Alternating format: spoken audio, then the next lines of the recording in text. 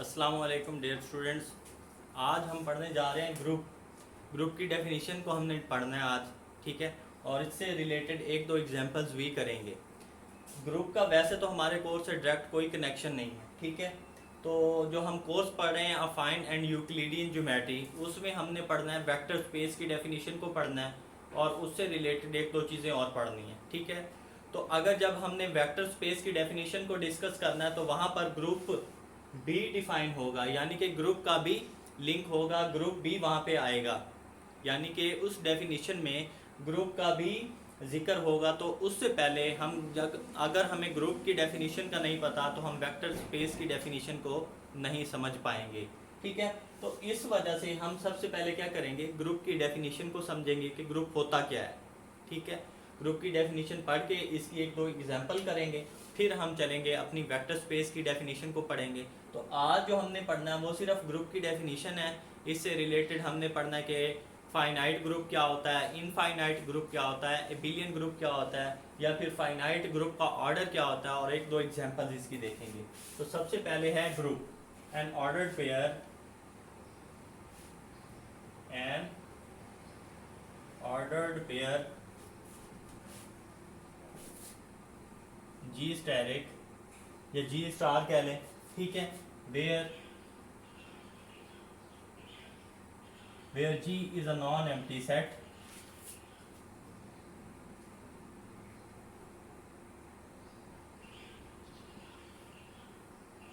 non-empty set, and steric is an operation। कौन सा operation वो भी आपको बताएंगे। Is set to B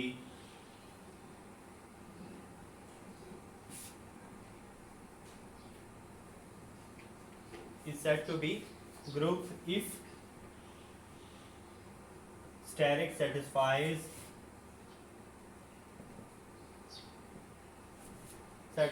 the following axioms।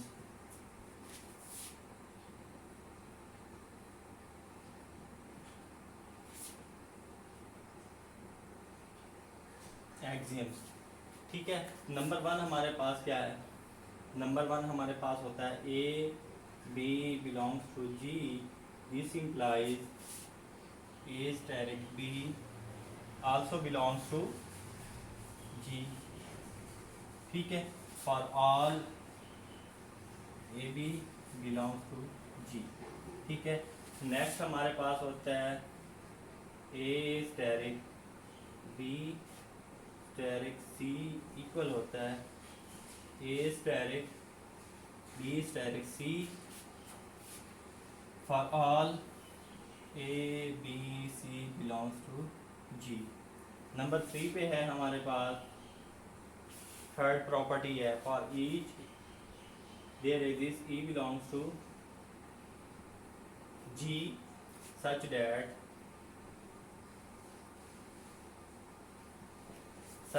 क्या ए स्टेरिक ई इक्वल है A equal E asterisk A for all A E belongs to ji.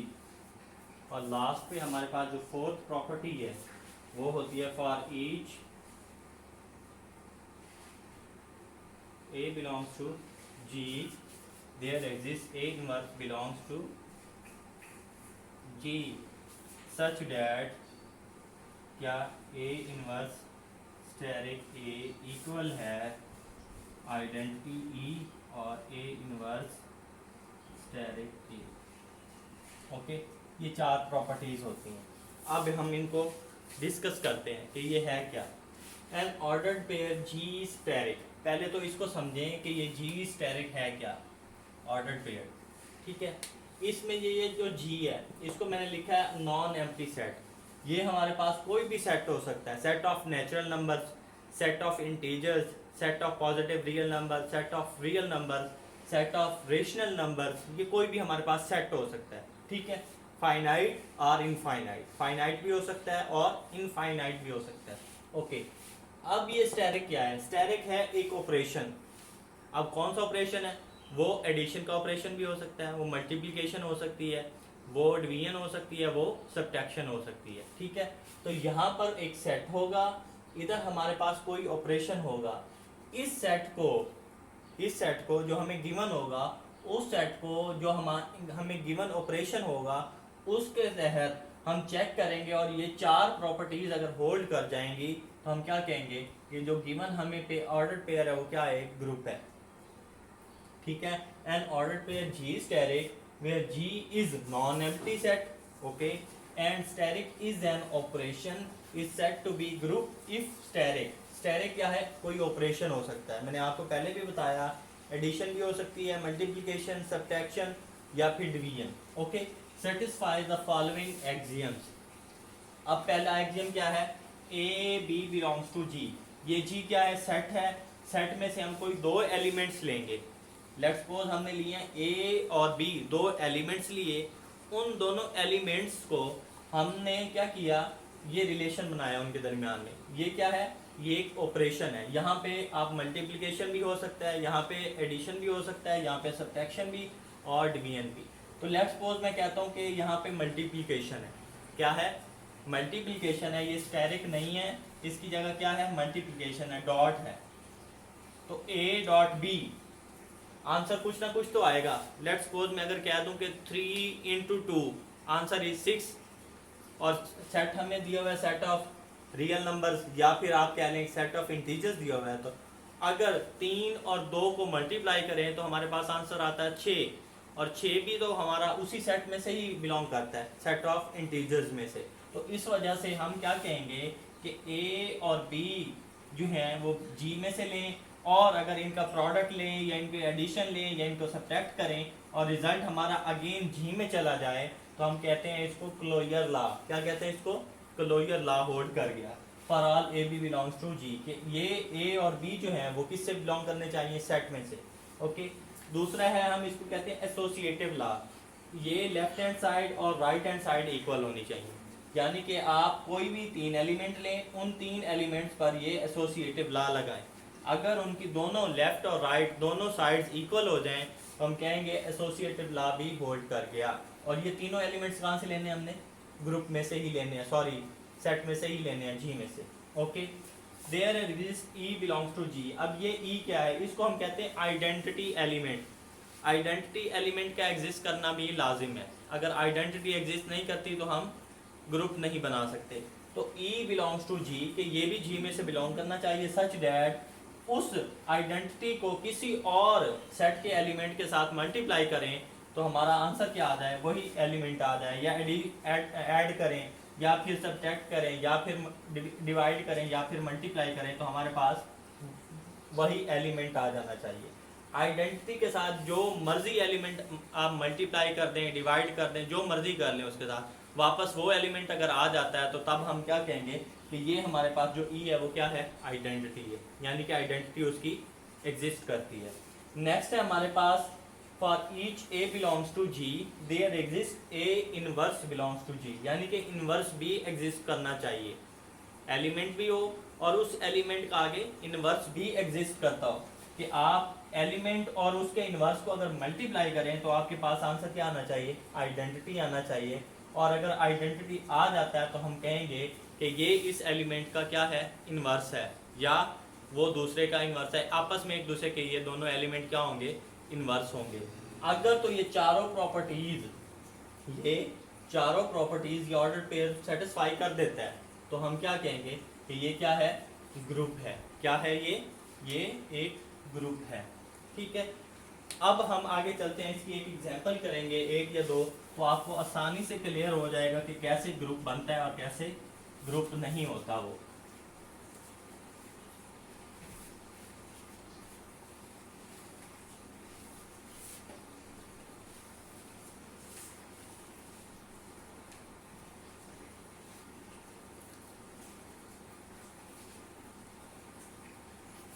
Okay,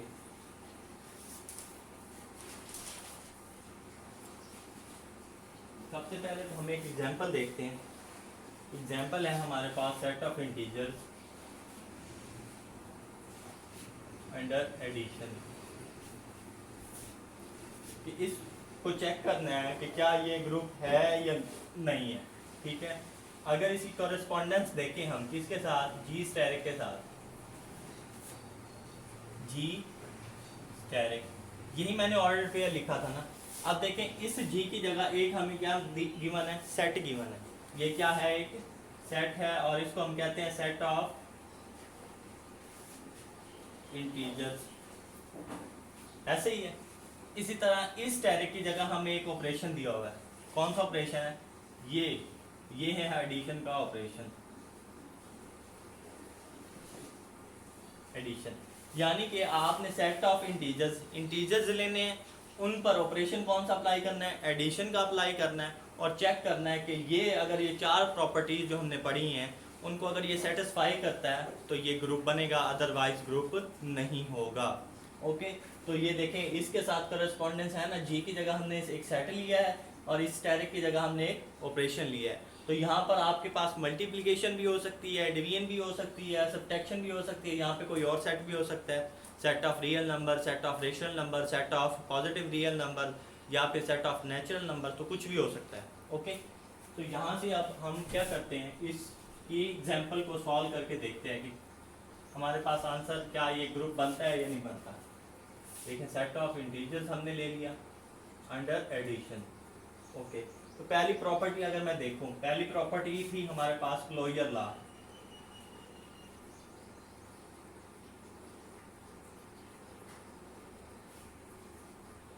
सबसे पहले तो क्लोजर लॉ होल्ड करना चाहिए। इसके लिए क्या था कि ए बी फ्रॉम जी, यानी कि कोई से दो एलिमेंट्स लें इस सेट में से। अब सेट में से हम क्या लेते हैं, सेट ऑफ इंटीजर्स है। ये क्या होता है हमारे पास, सेट ऑफ इंटीजर्स होते हैं 0 +, -1 +, -2 सो ऑन, ठीक है। इसमें से हम सेट ले लेते हैं, मैं ले लेता हूँ दो एलिमेंट्स 3 और 2।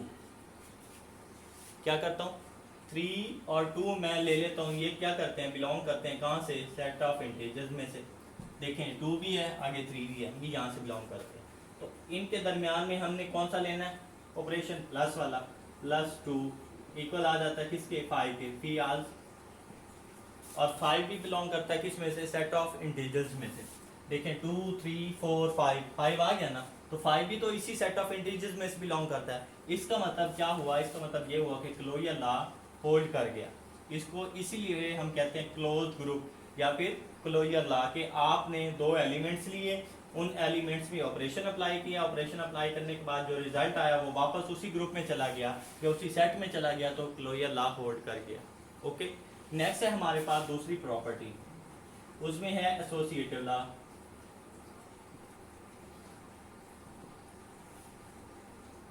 एसोसिएटिव लॉ क्या है, उसके लिए हमने पढ़ा था कि हमारे पास तीन एलिमेंट्स हैं ए बी और सी, जो हम कहाँ से ले रहे थे, जी में से ले रहे थे, और उस पर एसोसिएटिव लॉ लगा के हमने चेक किया था कि क्या ये इस को होल्ड करता है या नहीं। अगर होल्ड करता है तो वो इसकी सेकंड प्रॉपर्टी को भी कंप्लीट कर देगा। तो हम कोई से तीन एलिमेंट्स ले लेते हैं। देखिए मैंने ले लिए 8 4 2 belongs to set of integers, ठीक है। तो इस पर ऑपरेशन अप्लाई करते हैं, 8 + 4 + 2 इक्वल है 8 + 4 + 2, 8 + 4 12 + 2 14, 8 ऐसे ही 4 + 2 6, 6 + 8 14। तो लेफ्ट हैंड साइड इक्वल हो गई किसके, राइट हैंड साइड के। इट मीन्स के एसोसिएटिव लॉ भी होल्ड कर गया। तो पहला क्या था, क्लोजर लॉ होल्ड कर गया। सेकंड है हमारे पास एसोसिएटिव लॉ होल्ड कर गया। अब हम चलते हैं किधर, आइडेंटिटी की तरफ। थर्ड प्रॉपर्टी हमारी क्या है, आइडेंटिटी है। अब देखें यहाँ पर ये 0 है, 0 इज अ आइडेंटिटी। अब ये मुझे कैसे पता चला, अब देखें आप 1 को 0 में ऐड करें, 2 को 0 में ऐड करें, 3 को 0 में ऐड करें, 5 को 0 में ऐड करें, तो आपका आंसर क्या रहना है, 5 ही रहना है। 4 को करेंगे तो 4 ही रहेगा। तो देखिए हम, मैं कोई दो एलिमेंट ले लेता हूँ, 0 और 5 ले लेता हूँ, दोनों इसमें से बिलोंग करते हैं। अब देखें 0 + 5 5, या फिर 5 + 0, तब भी आंसर यही 5 आना है दोनों सूरतों में। तो 0 क्या है, 0 इज अ आइडेंटिटी। ये क्या बन गई हमारे पास, आइडेंटिटी। तो आपसे कोई भी पूछ ले कि set of integers under addition, तो उसकी आइडेंटिटी क्या होती है, तो वो क्या होती है, ज़ीरो होती है। क्या होती है, एडिटिव आइडेंटिटी कहते हैं इसको। क्या कहते हैं, एडिटिव आइडेंटिटी। ओके, तो ये क्या है, जीरो बिलोंग करता है इस सेट में से, तो जीरो क्या है, आइडेंटिटी है, तो ये भी बिलोंग कर गई इस सेट में से। ओके, लास्ट में हमने पढ़ा है, क्या पढ़ा है, लास्ट में हमने पढ़ा है इनवर्स, फोर्थ प्रॉपर्टी। ठीक है, कोई से दो एलिमेंट्स लें, देखें 3 और -3 दोनों बिलोंग करते हैं सेट ऑफ इंटीजर्स में से। तो मैं क्या करता हूँ, 3 प्लस -3 और -3 प्लस 3, तो आंसर क्या आएगा, 0। तो मैंने क्या कहा था, आप कोई दो एलिमेंट लें, यानी कि एक एलिमेंट लें, उसको किसी एक और एलिमेंट में ऐड करें और आपका रिजल्ट क्या आ जाए, आइडेंटिटी आ जाए। क्या आ जाए, आइडेंटिटी आ जाए, तो हम क्या कहेंगे, इस एलिमेंट का दूसरा जो है वो क्या है, इनवर्स है। यानी कि इस एलिमेंट का ये क्या हुआ, इनवर्स हुआ, तो इनवर्स एग्जिस्ट कर गया। अगर आप ये भी कह सकते हैं इस एलिमेंट का ये इनवर्स है, ये आपस में एक दूसरे के इनवर्स हैं, तभी हमारे पास रिजल्ट क्या आता है, आइडेंटिटी आता है। अगर आइडेंटिटी आ गया रिजल्ट, तो हम क्या कहेंगे, इस एलिमेंट का ये इनवर्स है या फिर इस एलिमेंट का ये इनवर्स है। तो यहाँ से हमें पता चला कि पहली property closure law, second property associative law, third property identity की एलिमेंट एग्जिस्ट करना चाहिए, फोर्थ प्रॉपर्टी इनवर्स एग्जिस्ट करना चाहिए। चारों प्रॉपर्टीज को उसने क्या किया, सेटिस्फाई कर दिया है। क्या कर दिया है, सेटिस्फाई कर दिया है। तो ये क्या हुआ, ये हमारे पास बन गया ग्रुप। अब हम इसको क्या कह सकते हैं कि ये जो ऑर्डर्ड पेयर हमें गिवन है, set of integers under addition, ये क्या है, ग्रुप है। क्या है, ये ग्रुप है। अभी मैं आपको एक और एग्जांपल देता हूँ और कुछ आप लोगों ने खुद ट्राई करनी है, बहुत इजी सी है, क्योंकि हमने इससे हमारी बस ये डेफिनेशन ही हमारी यूज़ होने वाली है, तो हमने बस डेफिनेशन ही पढ़नी है, इसके अलावा हमारा इससे कोई काम नहीं है। बाकी आप इंशाल्लाह नेक्स्ट सेमेस्टर में पूरा एक कोर्स पढ़ेंगे इससे रिलेटेड। ठीक है, तो देखें, set of real numbers under addition, ये भी ग्रुप है। Set of positive real numbers under addition, under multiplication, ये भी ग्रुप है। इसी तरह set of rational numbers under addition, ये भी ग्रुप है, ये आप लोग चेक करेंगे। ठीक है, इसी तरह set of rational numbers under multiplication, ये ग्रुप नहीं है। Set of integers, set of integers under multiplication, ये भी ग्रुप नहीं है। इसी तरह set of natural numbers under addition, ये तीनों ग्रुप नहीं है। ये क्या है, ये ग्रुप है, और ये क्या है, नॉट ग्रुप। ये ग्रुप नहीं बनाते, ये ग्रुप बनाते हैं। ठीक है, तो आप ये आसानी से चेक कर सकते हैं। ओके, अब हम क्या करते हैं, एक दो और डेफिनेशंस पढ़ लेते हैं। कौन सी डेफिनेशंस हैं, इनफाइनाइट ग्रुप की है या फिर फाइनाइट ग्रुप की है। तो मेरा नहीं ख्याल कि वैसे वो यूज़ हों, तो हम वैसे स्टडी कर लेते हैं। तो वो हैं क्या,